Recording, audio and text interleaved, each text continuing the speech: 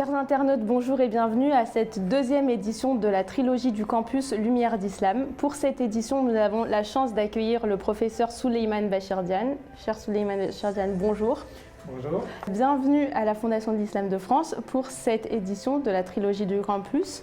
Alors, je vais vous présenter. Vous êtes un ancien élève de l'École normale supérieure de la rue d'Ulm, agrégé et docteur d'État en philosophie. Et après avoir enseigné pendant 20 ans à l'université Cheikh Anta Diop de Dakar au Sénégal, puis à celle de Northwestern à Chicago, vous êtes actuellement professeur à l'Université de Columbia à New York. C'est bien cela. Voilà. Alors, on va commencer tout de suite ce premier épisode par aborder votre parcours, votre enfance, votre éducation. Alors, vous êtes enfant de Saint-Louis du Sénégal et vous dites que c'est tout à fait particulier d'être enfant de Saint-Louis. Oui, c'est une expression qui est tout à fait particulière, qui est réservée vraiment à ceux qui sont nés à Saint-Louis, qui sont Saint-Louisiens et qui sont de culture saint-louisienne. L'expression enfant de ne s'emploie au Sénégal que pour les habitants de Saint-Louis. On dit enfant de Saint-Louis, mais on ne dit pas enfant d'une autre ville du Sénégal. D'accord. Est-ce que vous pouvez nous raconter un peu en quoi cette ville se distingue par peut-être les valeurs qui y sont inculquées? Bien sûr, je pense qu'elles sont universelles, mais... D'abord, c'est la plus ancienne ville du Sénégal. Elle a une naissance double. Elle est née à la fois comme un village, une localité africaine, indigène, et puis comme un comptoir français. Les Français se sont installés là relativement tôt, sous Louis XIV, et Louis XIV a décidé d'appeler d'ailleurs le camp français en question du nom de son ancêtre Saint-Louis. Et donc vous avez cette ville double qui est Ndar pour les locaux, on va dire, et puis Saint-Louis pour les Français. Et si j'insiste sur cette origine double, c'est qu'au fond, cette ville est née hybride et elle a continué à exister en étant hybride. C'est une ville véritablement cosmopolite, à la fois tournée vers l'intérieur des terres et également tournée vers les océans et même en direction des Amériques. Et elle est également ouverte sur le nord. Donc vous avez eu des peuplements très différents. Vous avez eu un peuplement français qui est venu se superposer au peuplement local, évidemment. Vous avez également un important peuplement marocain. Les Marocains se sont installés très tôt à Saint-Louis, et c'était surtout d'ailleurs les Marocains de Fès. Donc les Fassi, Saint-Louis est une ville de ce point de vue-là, Fassi. C'est une ville mauritanienne également. Elle est située à la frontière entre le Sénégal et la Mauritanie, et d'ailleurs a été pendant très longtemps la capitale de la Mauritanie. C'est une ville marocaine, c'est une ville tout à fait cosmopolite. Et c'était une ville aussi, c'était un grand centre intellectuel. Oui. Et voilà une chose qui est véritablement dans l'ADN de cette ville. Et donc, est-ce que vous pouvez nous parler un peu de la tradition spirituelle et de l'érudition islamique à Saint-Louis? Oui, alors je vous ai dit que c'était un grand centre intellectuel sur plusieurs plans, parce que c'était une ville très européenne, et donc les Français, les Européens en général, parce qu'elle a été à un moment donné anglaise. Les Français ont installé des écoles là, mais c'était une ville également sur le plan religieux, une ville d'islam, où beaucoup de grands maîtres enseignaient les études islamiques, et c'était des grands maîtres auprès de qui beaucoup venaient s'instruire. Et c'était également une ville où beaucoup d'érudits venant de toutes les régions du Sénégal, du Saloum, etc., mais également de Mauritanie ou du Maroc venaient s'installer. En plus de cela, vous avez, je vous parlais tout à l'heure de l'ouverture sur la ville de Fès, qui au Maroc évidemment est la ville la plus religieuse, qui a une tradition religieuse, une tradition spirituelle, qui a été également très présente dans la ville de Saint-Louis. Et justement, vous vous êtes rattaché à la confrérie Tidjania. Oui, la confrérie Tidjania est très présente au Sénégal de manière générale. Elle est née au Maroc, évidemment. Elle est née d'une certaine façon à Fès. Enfin, une des deux grandes zawiyas, donc un des deux grands centres spirituels de cette confrérie soufie se trouve à Fès.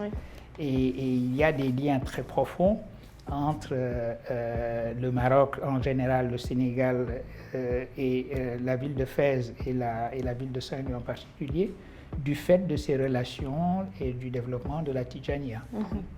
Et si on devait un petit peu parler de l'esprit de cette confrérie, est-ce que, en vous citant, en disant que l'exigence qui devrait être la nôtre, c'est d'inscrire l'action continue de l'intention dans le temps et la responsabilité qu'on a de toujours aller plus loin dans l'intention, dans cette direction-là? Oui, c'est une confrérie soufie, un ordre soufi, une tariqa comme on appelle ça, une voie soufie, qui s'est développée à une époque où il y avait véritablement une sorte de renouvellement de ces différentes voies et quelque chose qui ressemblerait à un ressourcement. Pour vous donner un exemple, voilà une voie qui à un moment donné s'établit comme une voie directement reliée à la tradition prophétique, c'est-à-dire elle ne suit plus une silsila, une chaîne initiatique qui remonterait à travers beaucoup de maîtres, à travers Junayd, etc., ces longues chaînes de transmission, mais une chaîne qui irait directement du fondateur de la voie en question, Cheikh Ahmed Tidjani, au prophète. Vous avez d'autres voies qui, à cette époque-là, autour de la même époque, se sont ainsi définis, cette espèce de néo-soufisme et d'une revivification des voies soufis qui s'est effectuée à cette époque-là, ça a été le cas pour la Tidjaniya. D'accord, donc c'est dans cet environnement que vous avez baigné durant votre enfance? Oui, mais ma famille était traditionnellement très impliquée, disons, dans le développement de cette voie tidjane. Mais du côté de mon père comme du côté de ma mère, il y a beaucoup de guides spirituels qui appartiennent à cette voie-là. J'ai lu dans votre livre que vos grands-parents sont considérés comme des saints. En fait, je pense en français, le mot saint peut-être reflète mal, mais on pourrait le traduire par ami de Dieu. Voilà, exactement, c'est le meilleur mot, ami de Dieu, waliullah. Et si vous voulez, c'est une meilleure traduction, il vaut mieux garder le mot ami de Dieu ou le mot arabe wali, parce que ça fait référence à une tradition qui dit que quand Dieu aime une personne, les anges avertissent les humains en disant Dieu aime cette personne, aimez-la. Et donc c'est une manière, si vous voulez, cette tradition-là est une manière d'expliquer pourquoi certaines personnes ont une espèce d'aura, de charisme qui fait que leurs compatriotes, puis ceux qui viennent après, les aiment beaucoup, font référence à ces personnes, voient en ces personnes des modèles. Le mot français de saint ne convient pas très bien, brouille un peu les choses. Dire ami de Dieu convient probablement bien mieux. Alors, passons maintenant à la deuxième partie de cet épisode. En parlant de vos études, on pourrait presque s'arrêter et regarder derrière vous tout le chemin que vous avez parcouru depuis votre école de Ziguinchor, puis votre lycée à Dakar, et puis votre entrée en prépa à Louis-le-Grand, et puis ensuite à Normal Sup, et puis à Harvard. J'arrive à Harvard parce que c'est un passage où vous dites qu'en 1978, vous passez l'agrégation et vous n'avez qu'une hâte, c'est de faire de la philosophie sans vous soucier du concours. Absolument. Alors, vous avez raison de dire que d'une certaine façon, j'ai eu la chance d'aller à bonne école, comme on dit couramment. J'ai grandi hors de la ville de Saint-Louis, puisque mes parents sont allés très tôt dans ma jeune existence, ont été affectés dans d'autres villes, ils étaient des fonctionnaires des postes, donc ils allaient dans leur lieu d'affectation. J'ai fait une partie de mes études primaires dans la ville de Ziguinchor, dans le sud du Sénégal. J'ai achevé ces études primaires à Dakar, où j'ai été également au lycée, un lycée qui s'appelait à l'époque Van Vollenhoven, et qui maintenant s'appelle le lycée Lamine Gueye, qui était un lycée d'excellence où les élèves étaient sélectionnés avec le concours de l'entrée en sixième. Et à la suite de cela, je suis venu en France, j'ai été en classe préparatoire au lycée Louis-le-Grand. J'ai eu la chance d'intégrer à Normal Sup et d'avoir les meilleurs maîtres possibles et imaginables. Et j'ai bénéficié également des programmes d'échange qui existaient entre l'école normale et un certain nombre d'universités américaines, dont Harvard. Et j'ai obtenu l'échange avec Harvard, ce qui m'a permis, en effet, d'être aujourd'hui un des alumni de l'université de Harvard. D'accord. Et donc, quand vous êtes à Harvard, vous rencontrez le professeur Hilary Putnam qui va vous aider à trouver le fil conducteur de votre thèse.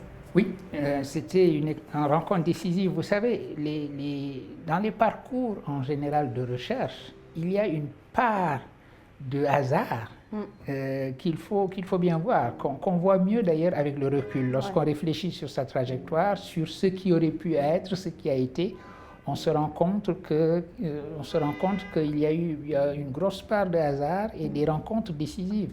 Donc, je vais à Harvard juste après l'agrégation. Je me suis inscrit sur un sujet de thèse qui était l'algèbre de la logique, l'algèbre de Boole, sans trop savoir où j'allais. Je savais que je voulais travailler sur ces questions-là. J'avais de vagues idées, de vagues orientations, mais rien de bien précis. C'est toujours le cas d'ailleurs. Chaque fois que l'on choisit un sujet, on le choisit un peu à l'aveugle. C'est comme une blind date, comme on dit, quoi. Voilà. Et dans les premiers jours de mon séjour à Harvard, j'ai comme prof, parmi mes profs, j'ai ce grand philosophe analytique qui est Hilary Putnam. Et quand je discute avec lui, je me présente à lui, je lui explique ce que je fais, je lui explique que mon sujet de thèse, c'est l'algèbre de la logique, que je l'ai inscrit avec Jean Toussaint de Santi, grand philosophe, épistémologue français s'il en est. Et il me dit alors comme ça, simplement au détour de la conversation, tiens, vous devriez regarder non seulement ses écrits logiques, c'était ça qui m'intéressait, mais ses écrits mathématiques. C'est un personnage très curieux qui est un autodidacte et qui a fait un certain nombre de travaux en mathématiques avant de faire son travail de logique pour lequel il est le plus connu. C'était une remarque comme ça en passant. Et puis, il fallait la saisir. Et lorsque je suis allé, alors les universités américaines en général ont des bibliothèques absolument magnifiques et Widener Library, la bibliothèque de Harvard, est prodigieuse. Et donc j'ai trouvé les écrits mathématiques en effet de Boole. Et ça a été la grande révélation. Ça veut dire que dès lors que je lisais les écrits mathématiques de Boole, je voyais beaucoup mieux la démarche qui avait été la sienne, qui l'a mené de considération de l'algèbre à l'idée d'une algèbre abstraite et de l'algèbre abstraite à l'algèbre de la logique. Donc le fil conducteur de ma thèse, je l'avais très rapidement à un moment très proche des origines. Et donc ce qui fait que j'ai pu travailler de manière très intense et relativement rapidement finir d'abord une thèse de 3e cycle et puis prolonger cela par une thèse d'État sur l'algèbre de Boole, parce que je suis assez vieux pour avoir été de la génération de ceux qui passaient encore 2 thèses, une thèse de 3e cycle et une thèse d'État. Et donc, il y a de la traduction justement dans votre travail de thèse. Dans votre livre « Le fagot de ma mémoire » paru aux éditions Philippe Rey, où vous retracez votre parcours, vous écrivez à propos de votre travail de thèse l'algèbre devient, pour ainsi dire, un langage universel de symboles dans lequel les opérations sont définies uniquement par leurs propriétés formelles et permettent de conduire mécaniquement des procédures dont les conclusions seront ensuite interprétées. Donc déjà ici, on comprend qu'il y a une forme de traduction. Oui. Effectivement, ce que fait Boole, c'est une opération de traduction. Il s'agit de prendre la logique, qui est la logique classique, qui était classiquement définie comme l'art des inférences valides. Donc tous les raisonnements que nous menons et que nous menons dans la langue naturelle. Si je vous présente un argument quelconque, tous les hommes sont mortels, les Parisiens sont des hommes, donc les Parisiens sont mortels, vous êtes d'accord. Et pourquoi est-ce que vous êtes d'accord? Parce que formellement, ce raisonnement est valide. Eh bien, c'est un raisonnement que je viens de présenter, un argument que je viens de vous présenter en français.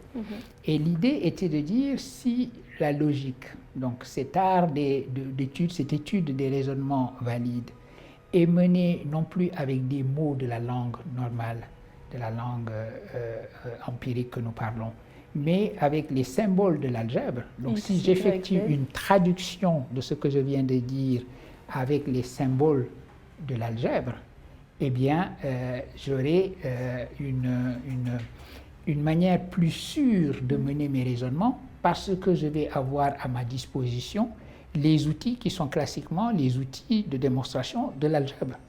Et donc, je vais faire mes démonstrations comme si j'étais en algèbre. Donc, ce sera une algèbre spéciale, bien sûr, ce n'est pas une algèbre quantitative, mais c'est une algèbre symbolique.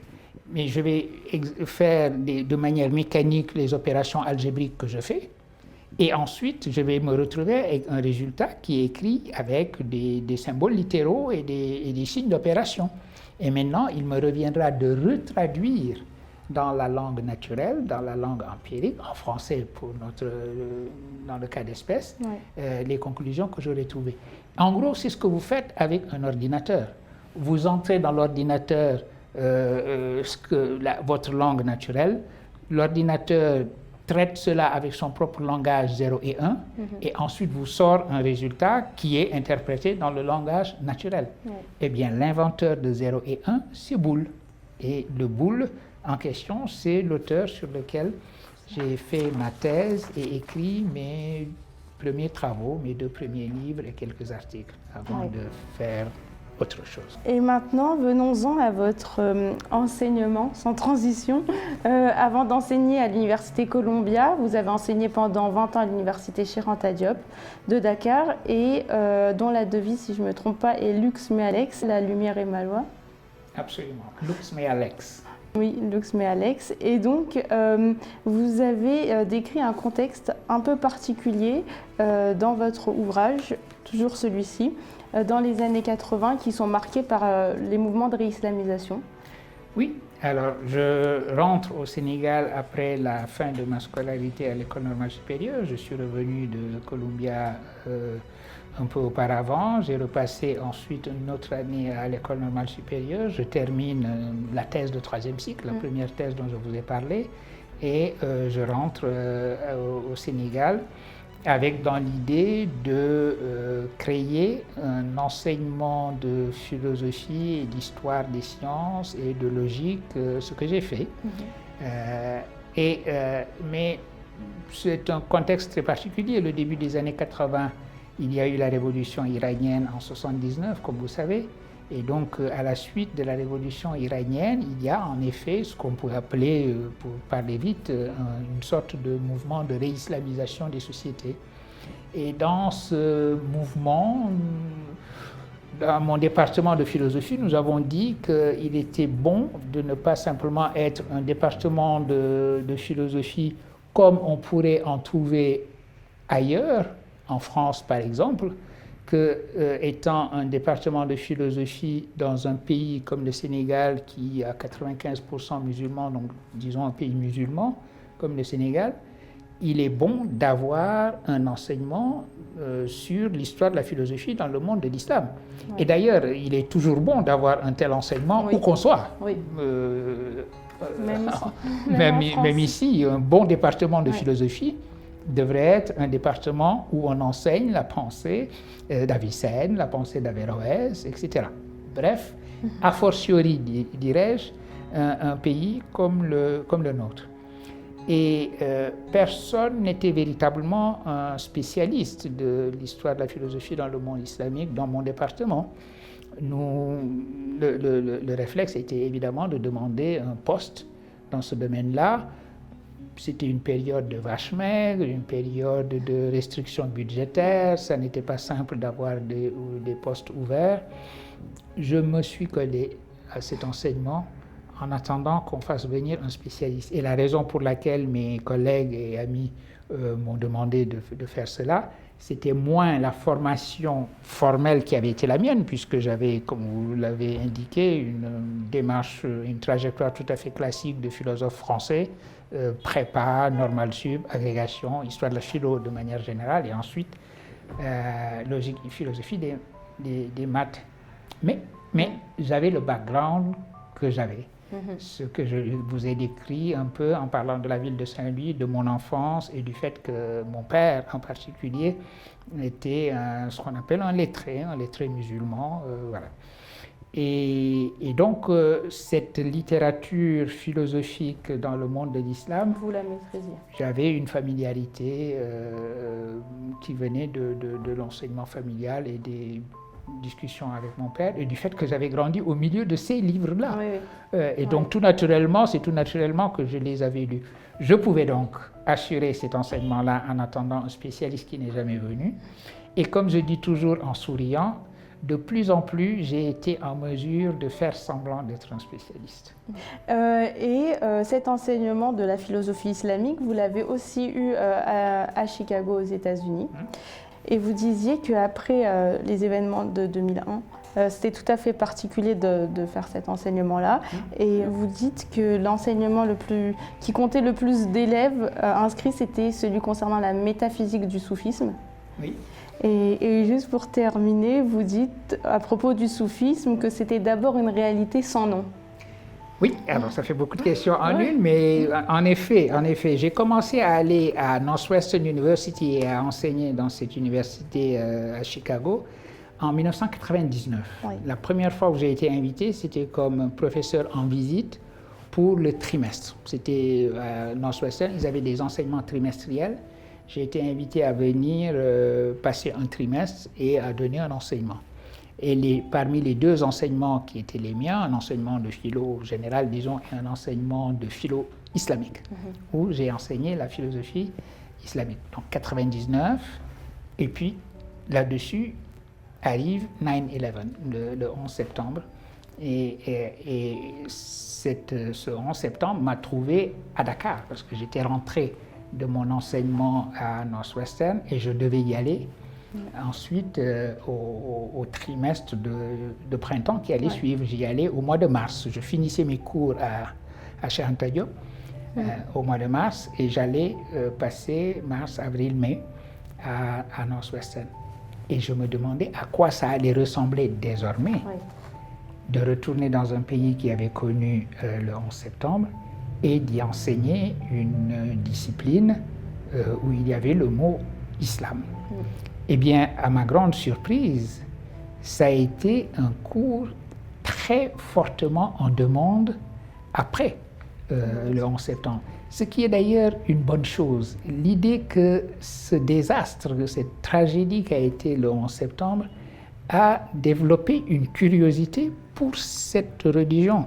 Une curiosité aussi pour un enseignement qui associait le mot islam et le mot philosophie. Parce qu'évidemment, avec tout le brouhaha qu'il y avait autour de l'islam dans la presse, ce n'était pas l'association qui venait le plus facilement à l'esprit, consistant à associer cette religion musulmane et une tradition rationnelle, de réflexion, d'examen, de scepticisme éclairé, des lumières, comme on dit. Et ça a, en quelque sorte, excité la curiosité. Et donc, mes classes étaient pleines. Jusqu'à présent, jusqu'à aujourd'hui, quand je donne un séminaire en philosophie islamique, j'ai toujours des listes d'attente parce que très vite, on arrive au cap du nombre d'étudiants que j'ai. Donc, je suis heureux d'avoir eu une carrière aussi dans ce domaine de la philosophie islamique qui m'a valu la grande joie d'avoir toujours des étudiants venant en masse à mes séminaires.